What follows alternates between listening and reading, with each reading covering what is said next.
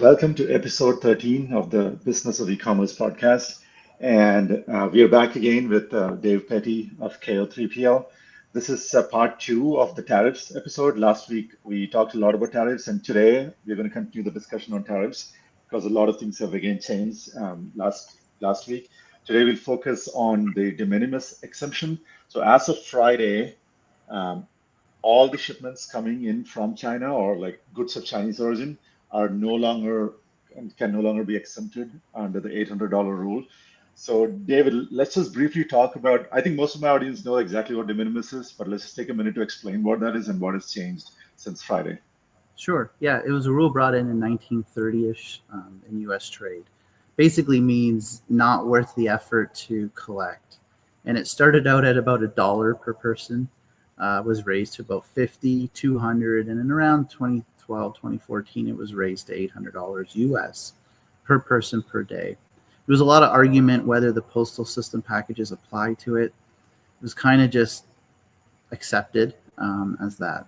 So up until Friday, you were allowed to ship any items under $800 US in value into the USA, tax and duty free, with no real compliance paperwork, with no vendor information, nothing.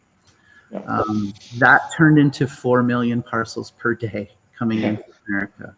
And I think Oh, the biggest users of that was like Temu and Shein, right? So if you buy something on Temu, it's shipping directly into your home address, and if it's below $800, they don't pay any import duty, right? exactly. I think it was 1 million parcels a day of the 4 million were just Temu and Yeah. Sheen, I think it's called. Yeah. So essentially, it's a weird situation because the 2018 China tariffs were not part of the de minimis rules. That's another big thing. Yeah. So for many companies, many brands, many drop shippers, you weren't paying any tariffs on Chinese goods into America. Okay. Mhm. Yeah, so it was a way from the American point of view to inspire economic growth and prosperity in other countries as well. Okay. Um, yeah.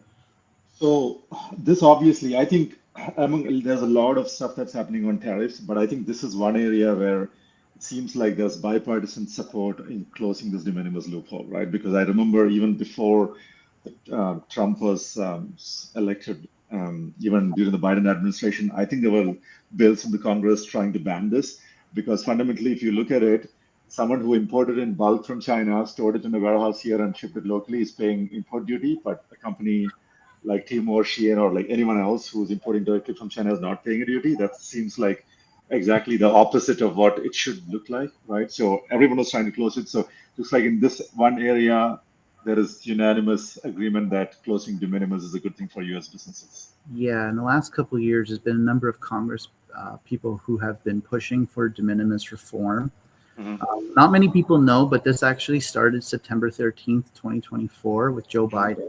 He actually put an executive order in changing some of the data points for de minimis, which was fine, but also removing Chinese goods from the de minimis rules. Hmm. Coincidentally, after the rule-making process and review, it was going to be April of 2025 when Chinese goods were removed from de minimis. Okay. Mr. Trump just expedited it in February for a few days and Hmm. then decided May 2nd to remove it entirely. Okay. So, hot topic. It's a rare thing in U.S. politics where both sides of the aisle agree on the same thing. Okay. So let's dig into this a little bit. So obviously, this rule, the new rule starting this weekend is that if the product is made in China, then you can no longer claim that exemption under $800. But if the product is made in, let's say, Vietnam, then it's still applicable. So only for products made in China, right? That's where the law changed. Correct. The last message from the White House is the rest of the world will follow suit within, I think, by the end of this year. Okay. Now, if there's a trade deal made between the U.S. and Vietnam, it might include de minimis entry for Vietnam goods. We'll see. We don't know. Okay. Um, So let's talk about the obvious thing that a lot of people on LinkedIn and Twitter are talking about. Are there loopholes or ways around it, or what is considered as fraud? So, for example, can I just ship all my goods from China into Vietnam, store it there for a day, and then ship it directly into the US and claim that it's not? So, what is acceptable and what is outright fraud? Yeah, there's a term for it. I think it's transshipment. No, you cannot do that. Yeah. It's where the product was made is where your tariffs reside. There Mhm. are rules on what's called substantial transformation, and I believe 51% of the product has to be substantially transformed. But Mhm. please understand, it, if you get audited, it's up to the discretion of the CBP agent to make that determination. There was a quick situation in Mexico where they were taking components and putting it into a final assembly.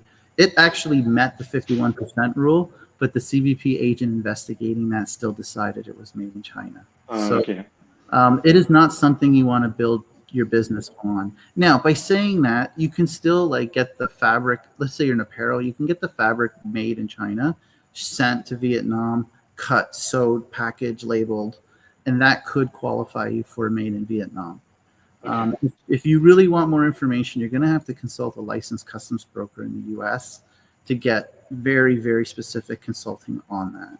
Okay. So there is some subjectivity to how that 51% is met, right? So it's kind of designed for legitimate cases where you're actually truly manufacturing it in a third party country. Maybe you're procuring raw material from China, but you're Yeah. actually making stuff. But if you just try to cheat the system, it's not. You're clearly, that is fraud. You're breaking the law. And then, so I think another common question that comes up is, so if I'm a small business and I'm buying from a supplier abroad, who's liable to this? If there is like, if it turns out that, okay, the label says made in Vietnam, but CBP determines that no, this is really made in China, am I, the business owner in the US, liable to this, or is it the supplier?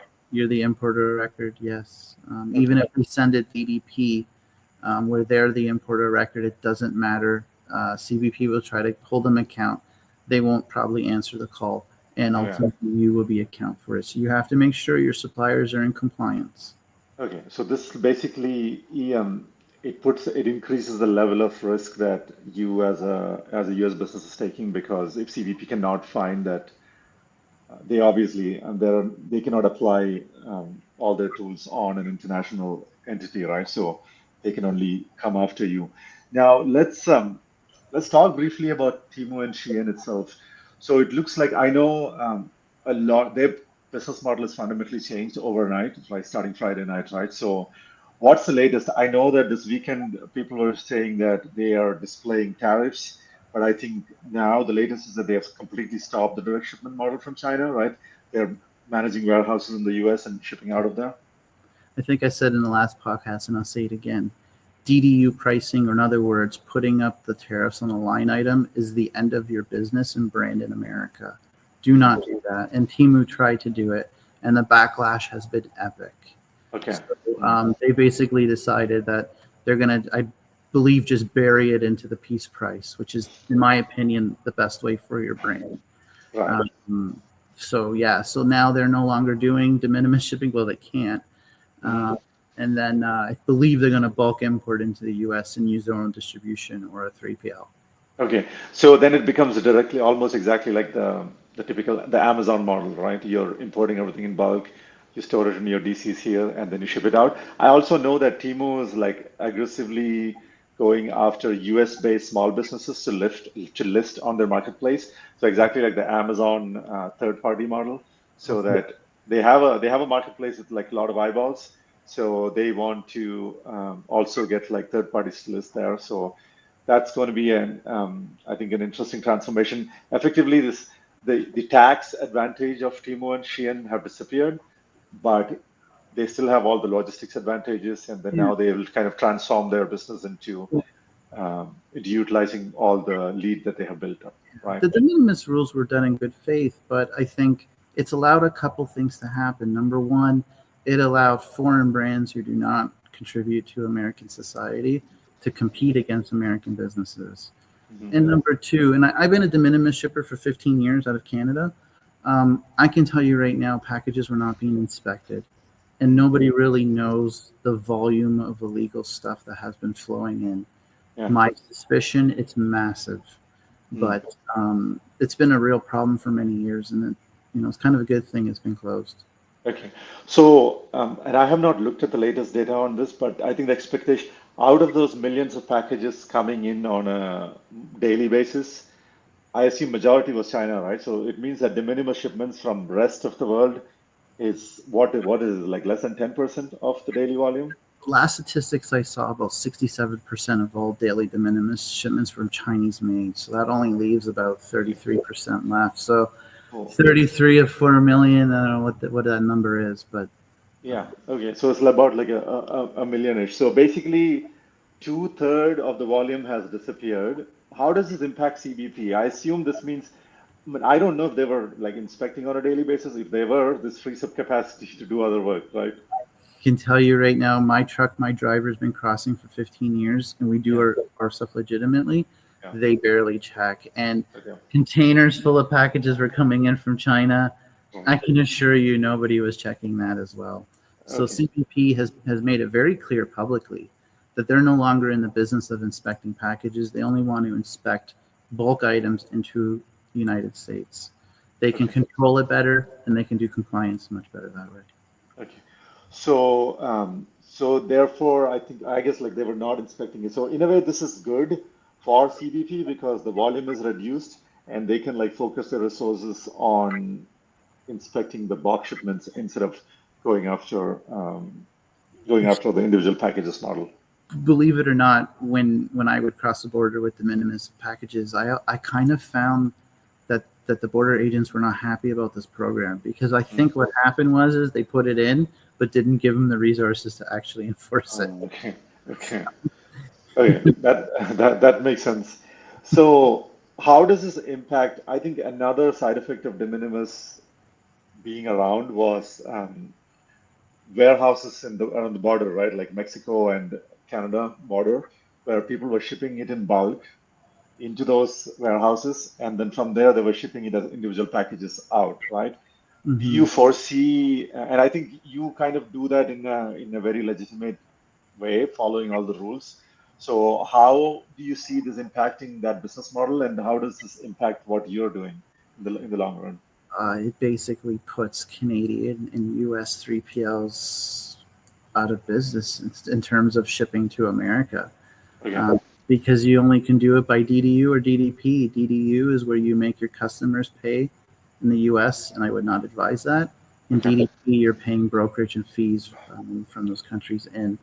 So it also creates now a double tariff situation because you have Mhm. to pay tariff into your country, like let's just say Canada, and Mhm. then tariff to the US. So you doubled your tariff on those goods. Ah, okay, so that model is gone unless they're doing like what you're doing, which is the Yeah, foreign trade zone model where like you exactly. don't pay it twice. Okay.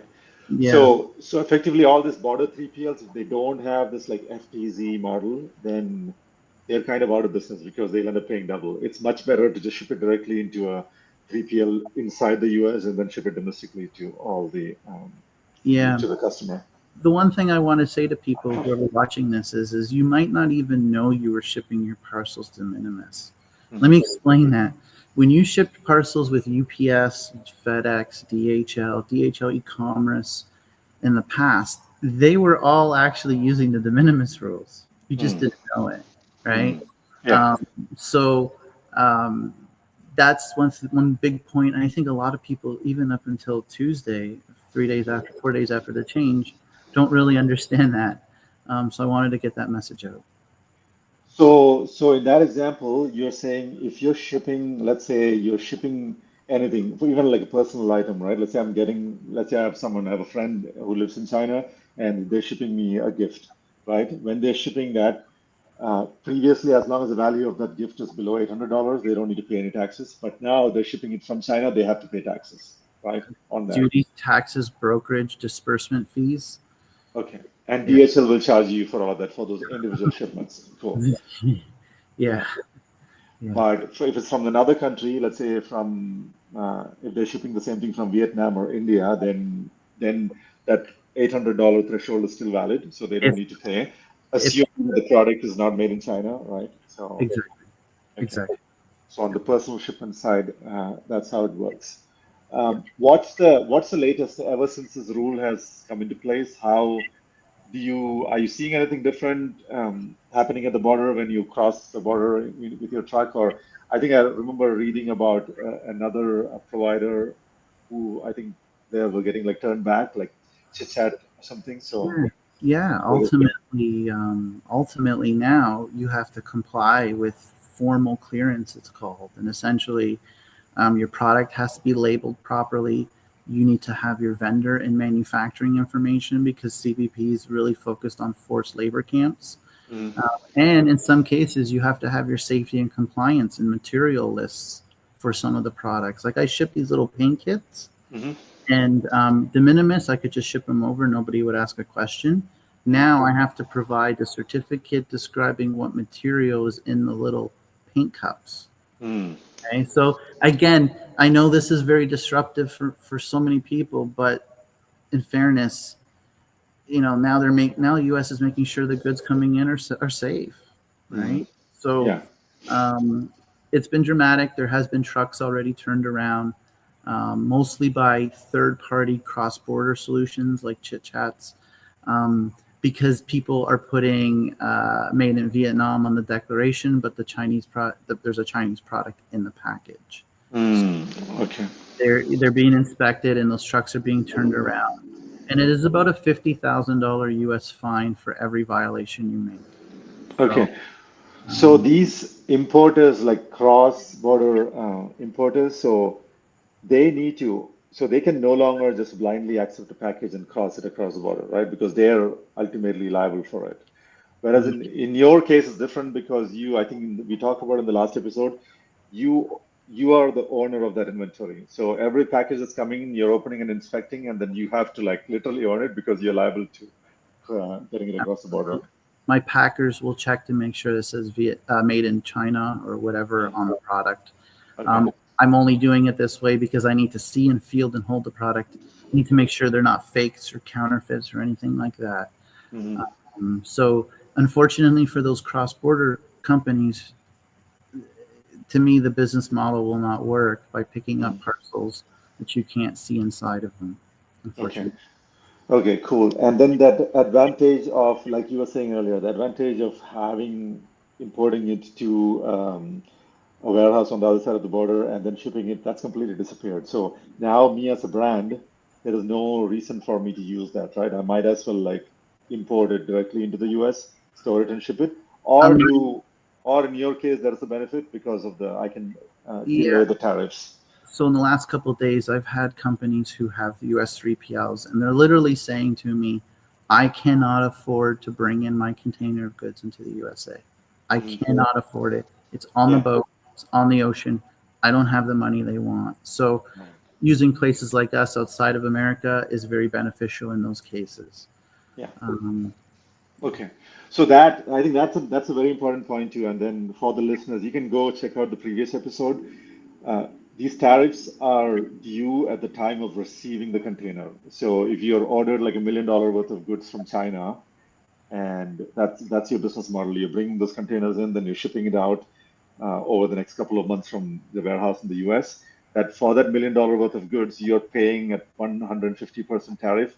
$1.5 million in tariffs are owed when you receive it, and you haven't actually even like sold those products or shipped them out. So this creates a huge cash flow issue, and that's why this model of like using either bonded warehouses where you can defer those taxes to a later point, or using like the foreign trade zone in Canada, like what David's company does, where you don't need to, you can defer paying those taxes, which kind of helps solve the cash flow issue. So I think maybe that's there's going to be innovation around that, right? How do you defer taxes purely from a cash flow point of view? Yes, you still owe them, but yeah, I don't have the money to just pay those taxes until I sell exactly. the product. Yeah. Exactly. I want to just say one more thing to all your viewers.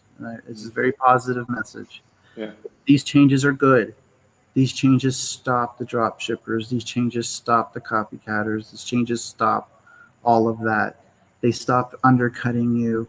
They Hmm. stop, underpricing you. This is a very good thing. It's painful, and I know it hurts, and I know it's scary to raise your prices, but you have to raise your prices, and there is a light at the end of the tunnel. The vast majority of your competitors in your respective industry are going to exit. So Hmm. at the end of this, you're going to have a much bigger market share. Be positive, make the changes, communicate to your customers why you have to raise your prices, and Hmm. wait this out. It's going to stop a lot of the nonsense Mhm. That's been happening for a very long time. Yeah, and again, when it comes to de minimis, I think I 100% agree. I think the side effect of it was a lot of brands based in the US who were trying to sell a similar product, they were not price competitive because if you're not doing direct ship from China, so someone who's direct shipping from China was able to sell exactly the same product way below the price because they had no tariffs, right?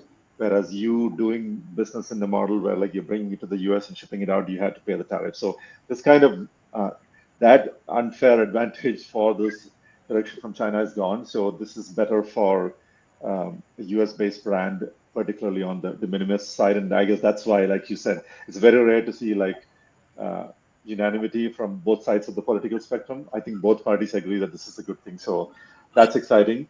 I think another funny side effect of this that we were talking earlier was there is another fraud. Since I'm in the space where like we print out like USPS labels for our customers by connecting to the USPS API, there were these third parties that were like printing these USPS labels sitting in China, right? And I think the model was that they would print these USPS labels, put it on the package, and then bring it into the US in bulk and then drop it into the USPS mail stream. But it turns out that it's even worse than that. Those USPS labels were not even legitimate. It somehow reaches the consumer, but those labels were not being paid for. And I do remember me and I think there were a few other shipping software CEOs who were talking about it. We have been approached by these like shady third parties who are saying that, okay, hey, we can get you like these super discounted USPS labels. I'm like, this doesn't sound right. And then someone else I saw on LinkedIn that I think it was Aaron from Ship Hero. He had investigated it and he wrote an article about it saying this is like outright fraud. So Yeah. looks Yeah. like that model is like USPS has shut down that, right? There's a new rule Yeah. around it. It's actually CBP. So CBP Okay. on Thursday told us that they're no longer allowing labels, USPS labels generated outside of America to Hmm. enter America. And that's another seismic change. Right. A lot of these Chinese companies were printing the fake USPS labels, Right. throwing them into a container, and injecting them into the mail streams once it entered America. That's all Okay. gone too. So we do have Okay. an innovative solution around that we could help anybody who needs to see the problem though. I mean, here's the problem. We have like a lot of Canadian sellers who sell on US platforms Mhm. can only use their labels. That's all they allow. Hmm. Well, now people are in big trouble. So if anybody's in that position, we can help you out. You can reach out to me and I can talk to you about it. Cool. Yeah, I need to take a deeper look at this, how what this means if you are like sitting, if you're outside of the US, but you still want to ship within the US. So I think that's They need to be that what's called process. a GDE compliant label, Okay. which basically means it's not the 2D version of it. And I believe the fraud was around the 2D barcode. And I'm not sure the details, but my Okay. suspicion is they were forging the 2D barcodes. Okay. Cool. Awesome. So I think we covered a lot today. It was super informative, and the tariff situation is like constantly evolving. So we just keep an eye on what the latest is. And before we go, just a plug for Ordoro. We are a shipping and inventory management software for a lot of smaller brands who are selling through Shopify, Amazon, etc. So if you are one of those, if you fit that profile, take a look at us. And David runs a 3PL in Canada called KO 3PL. So if you're interested in imports and tariffs and how you can uh, how you can like transform or change some of your importing operations, go take a look at. David has written a lot about it, and he talks about it often on LinkedIn. So go take a look at it. So Absolutely. yeah, till next time. Thank you for watching the show again, and David, thank you. Thank you very much. Appreciate you having me on. Thank you. Take Bye. care.